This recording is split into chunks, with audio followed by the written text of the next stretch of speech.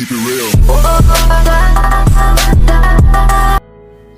लोग ये कहते हैं कि तू तो इसी काम का है, यही करे, तेरे तो बस की कोई बात ही नहीं है, बस तू इसी में उलझा पड़ा रहे, तेरे को यही होना चाहिए, तेरे बैकग्राउंड से यही चीजें कन्वर्ट हो रही है तो तेरे को इसी चीज में आगे बढ़ना चाहिए लाइफ में, बस इतना ही होना चाहिए, इससे ज्यादा नहीं होना चाहिए।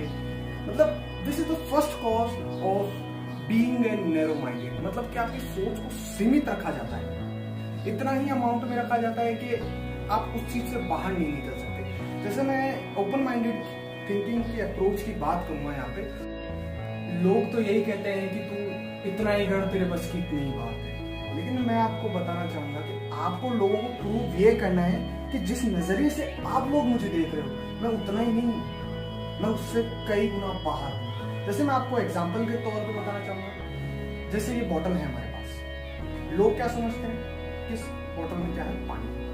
तो आपको इस तरीके से नहीं देखना है कि मैं इस बॉटल के अंदर का पानी हूं, आपको इस तरीके से देखना है कि मैं वो पानी हूं जो नदी की तरह हमेशा बहता। मीन्स लाइफ का वो हिस्सा हूं जो every step at every condition I change. Life का मतलब क्या होता है, चेंज एट एवरी पॉइंट। तो इसके हिसाब से हमें समझना होगा कि मैं इतना ही नहीं हूं, इस बॉटल में भरा हुआ सिर्फ पानी ही नहीं हूं, मैं वो एनर्जी हूं जो एक्ट करे अगर तो इतना कुछ कर सकती है लाइफ के अंदर, इतना कुछ बड़ा कर सकती है जिसकी कोई लिमिट नहीं है। Means you are the limitless.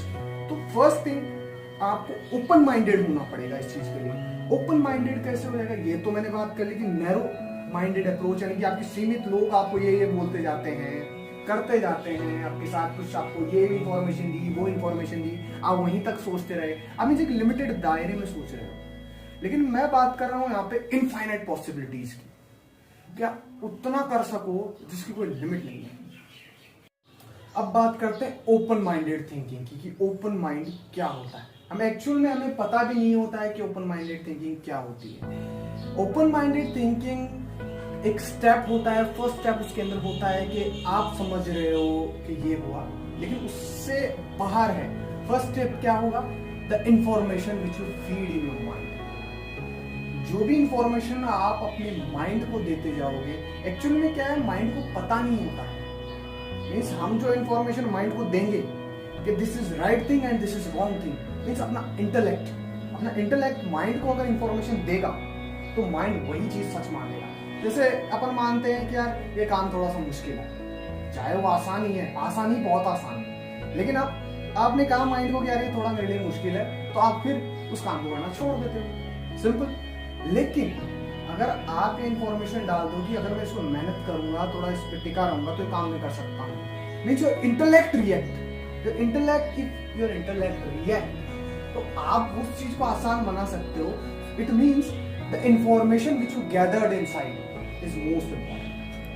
तो information not only but the right information and from the right source, the right source from the right information. Okay, so next thing I want to discuss कि अपने vision को थोड़ा बढ़ाओ यार, open minded बनो, because दुनिया काफी fast चल रही है, not even in your life but in someone others life. कि सामने वाले के साथ आप किसी के साथ रिलेशनशिप में भी हो तो आप उसके माइंड को भी ब्रॉड करो। आप खुद सोचते जा रहे हो रिलेशनशिप के बारे में कि अपने को ये करना चाहिए, वो करना चाहिए, सामने वाले को जरा एक्सप्लेन करो ताकि वो समझ सके कि हाँ यार इट्स गुड। तो ब्रॉड माइंड रखो, ओपन माइंडेड रखो, नैरो माइंडेड अप्रोच मत रखो। उसके अलावा भी काफी चीजें हैं, आपको काफी स्टोरीज मिलती हैं, बुक्स मिलती हैं, तो उनसे आप गैदरिंग कर इंफॉर्मेशन गैदर करते हो। अदर थिंग, अपने माइंड को और अपनी बॉडी को इस तरीके से मैनेज करो कि जैसे एक बच्चा होता है, बच्चे के माइंड में जैसी जैसी चीजें आती जाएगी वो उनको लेता जाएगा। Getting my point? तो वो सारी चीजें आप लेते जाओगे